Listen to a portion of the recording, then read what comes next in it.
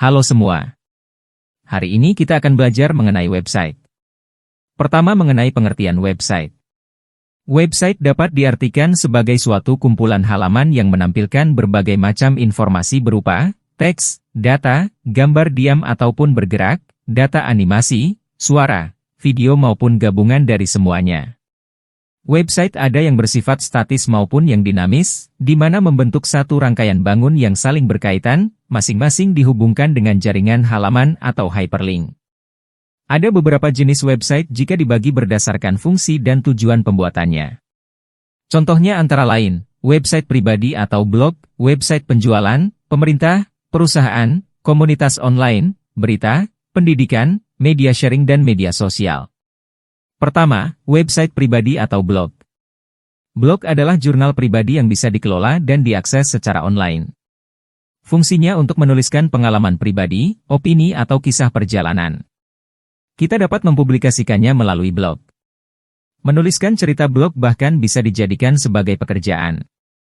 Selain digunakan sebagai jurnal pribadi, blog juga dapat digunakan sebagai tempat penjualan secara pribadi. Blog ini dinamakan blog marketing. Website berikutnya adalah website penjualan atau toko online. Website difungsikan sebagai toko di dunia maya. Website toko online memungkinkan semua transaksi terjadi di website secara online. Keempat, website organisasi atau instansi pemerintah. Website ini dimanfaatkan sebagai laman resmi organisasi. Hal ini agar masyarakat bisa mengakses informasi terbaru tentang kegiatan organisasi dengan mudah. Biasanya website organisasi menggunakan domain .org. Sedangkan website instansi pemerintah menggunakan domain .go.id. Kelima, website perusahaan. Website perusahaan berfungsi untuk membantu calon konsumen agar dapat menemukan informasi resmi tentang produk atau perusahaan dari website resmi. Selanjutnya, website komunitas online. Website juga dapat dimanfaatkan sebagai komunitas online. Tersedia berbagai komunitas online di internet dengan macam-macam topik. Biasanya satu website komunitas online hanya membahas tentang satu topik tertentu. Di website komunitas online ini, pengunjung bisa mendapatkan informasi terbaru, tips, atau tutorial dari satu atau beberapa topik tertentu. Website ketujuh adalah website berita. Sesuai dengan namanya, website ini bertujuan untuk menyebarkan berita. Di era serba digital, portal berita online berhasil menggeser bentuk media lain sebagai sumber informasi.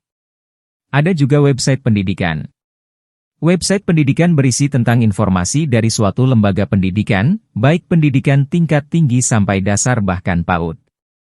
Untuk membuat website pendidikan, suatu lembaga pendidikan, sekolah atau universitas, diharusnya membuat pengajuan khusus kepada Pandi atau pengelola nama domain internet Indonesia. Website pendidikan tinggi biasanya menggunakan ekstensi ac.id, sedangkan untuk website sekolah biasanya berekstensi sch.id. Selanjutnya ada website media sharing. Jenis website ini berguna untuk berbagi media, baik gambar, file musik, hingga video. User dapat upload ke situs tersebut dan bisa dilihat oleh pengguna lainnya. Contoh website jenis ini ialah seperti SoundCloud, YouTube, dan berbagai web stok foto. Terakhir, website social media. Website medsos adalah website yang paling populer di kalangan pengguna internet. Dengan website ini para pengguna dapat bertukar informasi dengan mudah, saling berteman atau mengikuti berita terbaru dari seseorang secara personal. Sebagian orang memanfaatkan sosial media untuk kepentingan pekerjaan dan mencari uang, yaitu dengan berjualan produk fisik, digital maupun jasa. Perlu diketahui, tidak semua website bisa dipercayai. Banyak website digunakan oleh orang atau kelompok yang tidak bertanggung jawab untuk melakukan tindakan kejahatan dan penipuan. Ada beberapa cara mudah untuk mengenali suatu website dapat dipercaya atau tidak, agar pengguna internet terhindar dari scam atau penipuan. Pertama, menyeleksi website yang beritanya dapat dipercaya.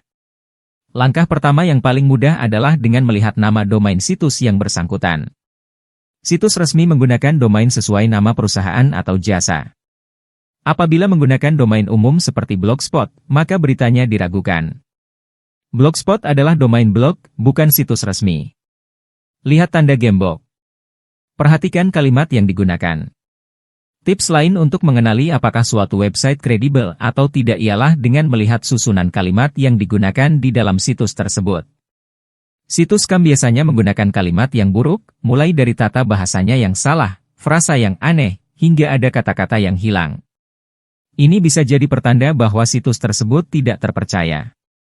Bila situs menggunakan bad English, ini pertanda situs tidak kredibel. Selanjutnya, terlalu banyak iklan. Bila situs yang Anda kunjungi terlalu banyak menampilkan iklan, ini bisa menjadi salah satu pertanda bahwa situs tersebut tidak kredibel. Verifikasi dengan menghubungi situs bersangkutan. Untuk memverifikasi apakah suatu situs kredibel atau tidak, pengguna internet bisa mencoba menghubungi situs secara langsung. Sebagian besar situs mencantumkan halaman kontak di bagian bawah situs web. Kontak ini biasanya berisi alamat email atau nomor telepon kantor yang bisa digunakan pengguna ketika ingin mengirimkan pertanyaan, kritik, dan lainnya terkait situs tersebut. Demikian materi mengenai website.